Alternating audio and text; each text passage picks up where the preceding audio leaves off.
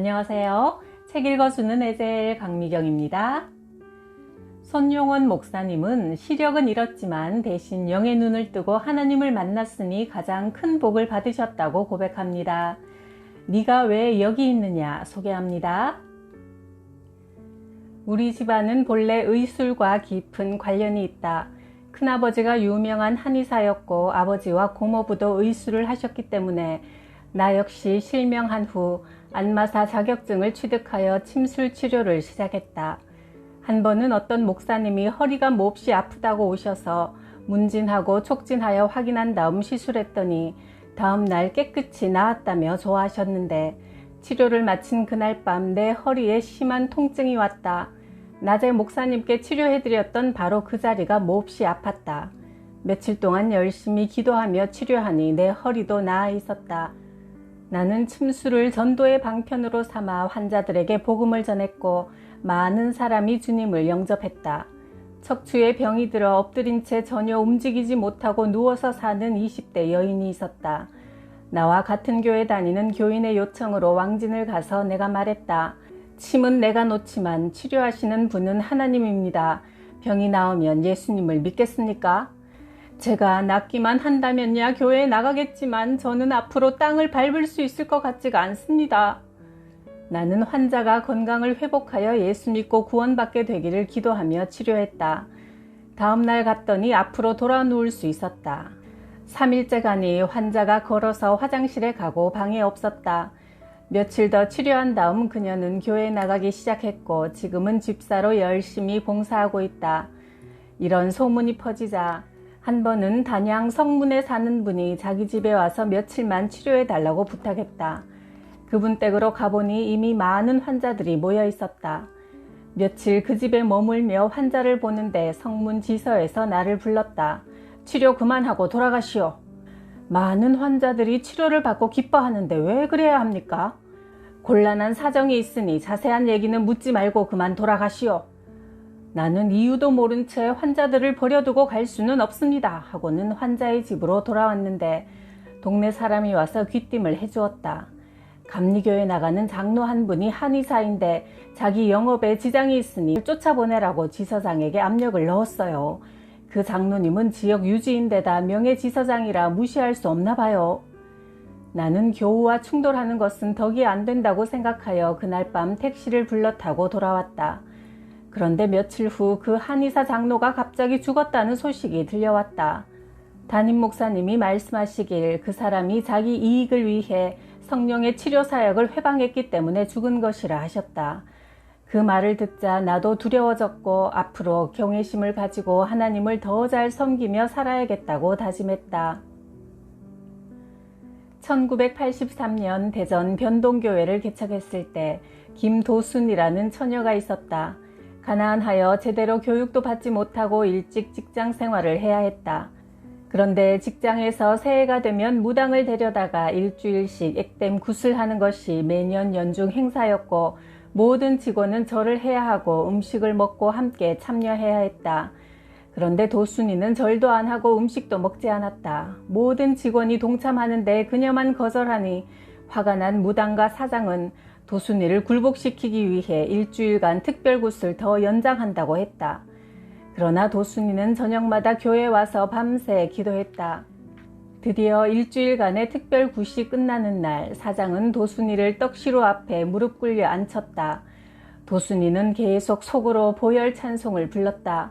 이윽고 굿은 절정에 이르렀고 무당이 일어나 칼춤을 추다가 갑자기 앞으로 팩 꼬꾸라지더니 떡시루 속에 머리를 쳐박았는데 떡시루가 십자가 모양으로 쩍 갈라졌다. 졸도한 무당은 응급실로 실려갔지만 그대로 죽고 말았다. 며칠 후 무당의 남편이 도순이를 찾아왔다. 그 역시 박수무당이었는데 욕을 퍼부으며 소리쳤다. 너 때문에 아내가 죽었으니 내가 반드시 복수하겠다. 앞으로 한 달 안에 너를 굴복시킬 것이다. 도순이가 되받아쳤다. 아저씨 예수 믿으세요. 안 그러면 아저씨도 죽어요. 그래? 누가 이기나 한번 해보자. 이를 갈며 그는 돌아갔고 몇 달 후 다시 찾아와서 말했다. 죽은 아내가 3번이나 꿈에 나타나 당신 예수 믿어야 살 수 있으니 반드시 교회 다녀야 합니다 해서 나 이제 예수 믿는다. 네가 이겼어. 그는 그 영적 싸움의 과정 속에서 귀신의 해코지로 손가락 2개를 잃는 고통을 받았으나 귀신의 종노릇에서 벗어나 영혼의 구원을 얻었으니 감사하다고 했다. 이 사건을 통해 우리 교회 성도들도 힘을 얻고 신앙의 성숙을 이루어야겠다는 다짐을 새로이 하게 되었다. 그 후 교인이 날로 늘어 150명이 모이게 되자 교회가 비좁았다. 나는 집을 팔아 교회를 새로 마련해야겠다고 마음먹고 장소를 찾았다. 어느 날 부동산에서 좋은 곳이 있다고 연락이 왔다. 가보니 대지 100평의 1층 건물로 사택도 있고 지하도 있어 만족스러웠지만 나중에 후회할 일은 없을까 쉽게 결정을 내리지 못했다. 주님, 해야 합니까? 말아야 합니까? 새벽 기도를 마칠 때까지 결정을 내리지 못하고 집에 돌아와 생각에 잠겨 있는데 큰딸 에스더가 잠에서 깨어나 말했다. 아빠, 나 꿈을 꿨어. 우리가 콩밭에 콩을 심었는데 콩이 많이 열렸어. 그래서 콩을 따고 보니 그게 다 금이더라. 그때 불현듯 이것은 교회를 구입하라는 뜻이구나 하는 확신이 들었다. 그날 즉시 교회 건물을 계약했다. 5일 만에 일이 착착 진행되어 중도금을 건네고 나니 부동산 파동이 일어나 값이 배로 뛰었다. 건물주는 내게 계약금과 중도금을 돌려줄 테니 없었던 것으로 하자고 생떼를 쓸 정도였으니 하나님이 주신 꿈대로 이루어진 것이다. 교회를 개척할 당시 교회에는 아직 피아노가 없었다. 그러나 집에는 피아노가 있었는데 당시엔 피아노 있는 집이 그리 많지 않았다. 우리 집은 딸이 셋이라 몇 년 전 피아노를 구입했었다. 사랑하는 딸들이 연주하는 음악 소리는 행복 그 자체였다. 그러던 중 교회를 개척했으니 아내와 의논하여 피아노를 교회로 옮겼다.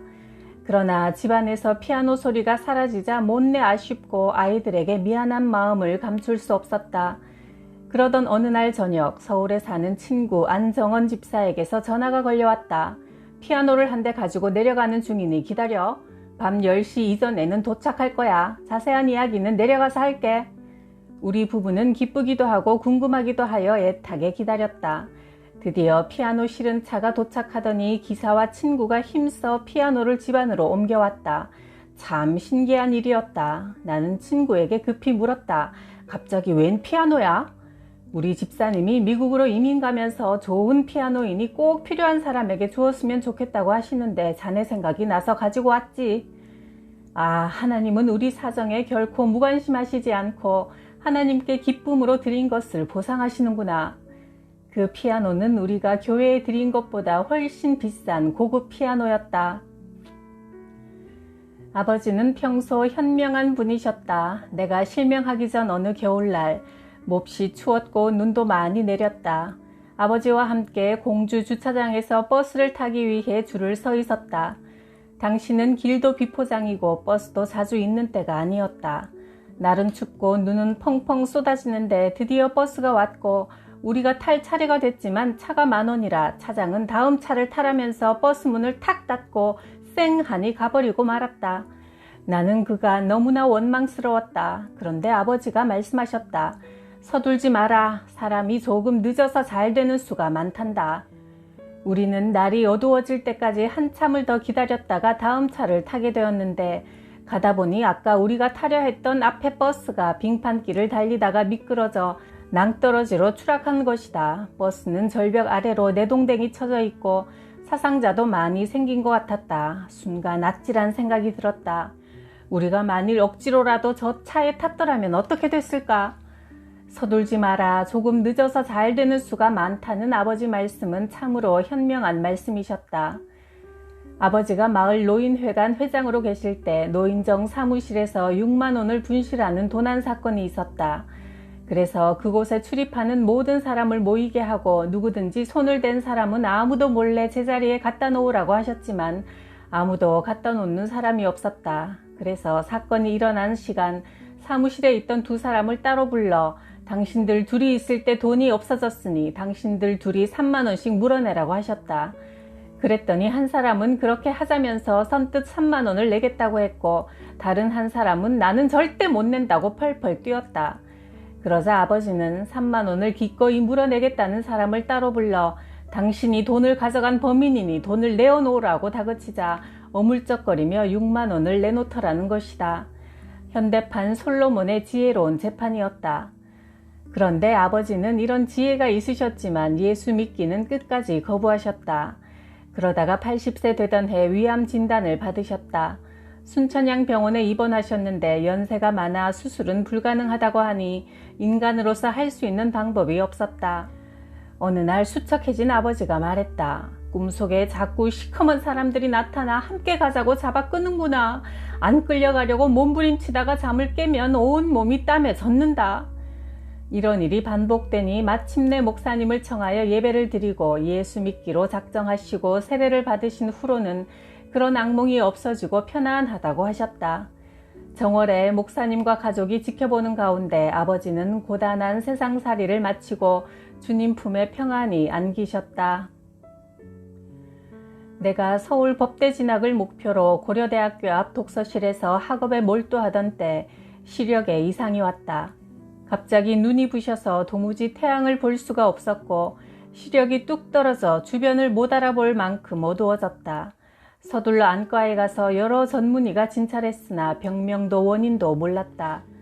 서울에서 치료가 불가능하여 고향 당진으로 내려와 용하다는 한의사, 계룡산 도사 등을 만나 온갖 방법을 다 동원해 보았으나 시력은 점점 나빠져 거의 실명 상태에 이르게 되었다. 친척 중에 박수무당이 있어 그가 한밤중에 우리 동네에서 가장 높은 산 용두봉으로 나를 데리고 올라갔다. 정상에 자리를 잡고 굿판을 벌였다.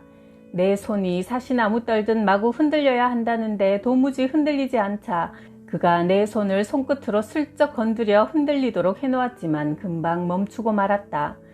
오히려 그 박수가 내게 다녀간 지 얼마 되지 않아 그의 눈도 멀고 말았다는 안타까운 소식을 전해 들었다.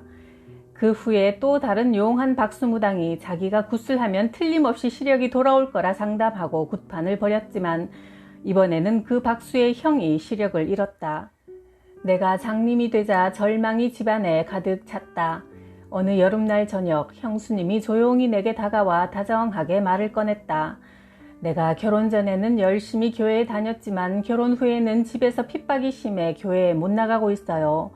그런데 얼마 전 꿈에 도련님이 나타나서 나는 예수를 믿어야 산다고 3번이나 소리를 치더라고요.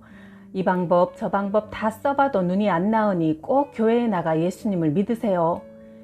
그러나 나는 냉담하게 반응했다. 불교나 유교나 기독교나 다 같은 종교인데 왜 기독교인들은 꼭 예수만 믿으라고 하는지 모르겠어요. 그러나 그날 형수님의 전도와 간절한 기도가 응답되어 내가 마침내 이렇게 복음을 전하는 목사가 되었으니 하늘에서 형수님의 상이 클 것이다.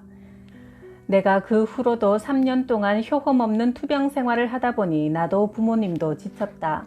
하는 수 없이 부모님은 나를 조용한 곳으로 요양 보내기로 하고 서산군에 있는 작은 절로 데리고 가셨다. 나는 주지스님의 양자가 되어 매일 부처 앞에 정한수를 떠놓고 절을 하며 빌었다. 몇 달 후 그날도 아침에 일어나 늘 해오던 대로 물을 떠 부처 앞에 올리고 절을 한 다음 법당에 혼자 앉아 연부를 외우고 있는데 어디선가 이상한 음성이 들려왔다. 네가 왜 여기 있느냐? 어서 집에 돌아가서 교회에 가라. 아주 단호하고 분명한 목소리여서 나는 옆에 누가 와 있는 줄 알고 주위를 두리번거렸다. 그러나 아무도 없었다. 갑자기 두려워졌다. 분명히 음성을 들었는데 주위에 아무도 없다니. 나는 문을 열고 마당까지 나가보았지만 역시 아무도 없었다. 다시 법당으로 들어가 앉아있으니 아까 들었던 그 음성이 다시 또렷하게 들려왔다. 네가 왜 여기 있느냐? 집으로 가서 교회에 가라. 그것은 분명한 인격을 소유한 대상으로부터 오는 뚜렷한 의사 전달이었다. 나는 보이지 않는 불가항력적인 힘에 눌려 빨리 이곳을 떠나지 않으면 큰일 날 것 같은 강박관념과 오늘 해지기 전에 집에 도착해야 한다는 생각으로 초조해졌다. 집에 도착하자마자 나는 곳곳에 어머니가 내 병을 고치려고 붙여놓은 부적을 다 떼어 아궁이에 태워버렸다. 심지어 이전에 가지고 있던 모든 물건도 보기가 싫어져 사진도 책도 이전에 입던 옷도 다 내다버렸다. 예전에는 라디오를 친구 삼아 유행가를 듣고 연속극 듣는 재미로 살았지만 이제 그런 것은 전혀 흥미가 없어졌고 극동방송, 기독교 방송으로 목사님들 설교를 들었다. 하늘에는 항공로, 바다에는 해로, 육지에는 육로가 있듯이 인생도 바른 길이 있습니다. 창조주 하나님을 알고 구원자 예수님을 믿는 길이 인간이 가야 할 바른 길입니다. 라는 말씀이 가슴에 새겨졌다. 나는 복음을 듣고 예수님을 내 구주로 믿겠다고 고백한 그 순간 마음이 뻥 뚫리면서 나도 기도라는 것이 해보고 싶어져 저녁에 산에 올라가 마음껏 외쳤다. 내 평생 예수만 믿고 살리라.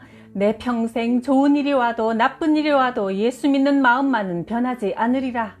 다짐하면서 산길을 내려오면 마음이 평안하고 기뻤다. 육신의 눈은 어두워졌으나 반대로 영의 눈이 열렸으니 이보다 더 큰 복이 어디 있겠는가.